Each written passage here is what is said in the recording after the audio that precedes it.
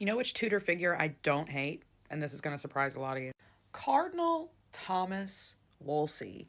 That's right, none other than Henry VIII's right hand man, the one who proceeded over the Catherine of Aragon divorce trial with Cardinal Campeggio. Very, very controversial man. And not much loved in Tudor circles, right? Catherine of Aragon fans hate him because they blame him for her being put away and don't think he helped her enough. And then, of course, the Anne Boleyn fans hate him because Anne Boleyn and Wolsey were mortal enemies. But in my opinion, that was actually one of Anne Boleyn's big and fatal mistakes, was not keeping Wolsey on her side, which he actually would have been. If you go back and read the things, he was very, very keen to make friends with her when he realized that she was the HBIC. Anyway, when you actually learn about Thomas Wolsey, it's incredibly hard not to be impressed by him, okay? This man was probably a genius, right?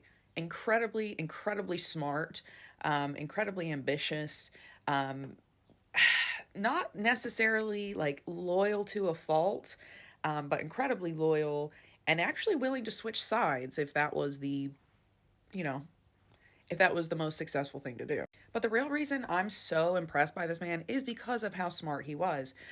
Thomas Wolsey was born the son of a butcher, essentially, in Ipswich. It's a little more complicated than that, but he basically came from nothing. He had a dad who was very ambitious, worked his way up from nothing to get his son access into a grammar school where Wolsey very quickly stood out. By the time he was like 8 or 9 years old, Thomas Wolsey had been sent to Oxford to study in Magdalen College. He achieved his degree by the age of 15, which, according to contemporary, quoted in this here book, was called a rare thing and seldom seen, even in those times. And here's what he had to do to get that bachelor's degree at 15 years old. This is after years of study.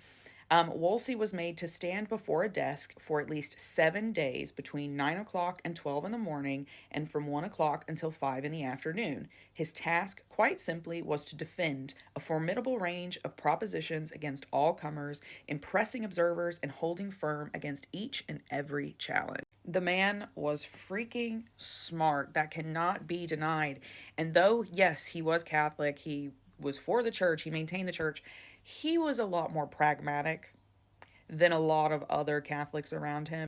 He knew what the primary object of the church was, and he was willing to serve in that, which meant power, right? He wanted to be pope. He wanted to see how far he could take it, which, man, that's smart. Who knows? And although he's been painted as this ultimate villain in the Anne Boleyn story, he really wasn't. By the time he got to the end, by the time he was arrested and he died, he was on her side. Even before then, when he was still at court, when he was still at favor, he was sending Anne Boleyn like fish and shrimp from his personal ponds and all this other stuff. He was really, really trying. And we have his writing as well, telling everyone in his household, like, we got to fix this. We have to be on Anne's side. We have to get the lady to like us. Very complicated figure. Very, very complex. Very, very brilliant man. Very ambitious. And you know what? It's hard not to admire him in a way when you start to learn about him. It really, really is. Pragmatic man for sure.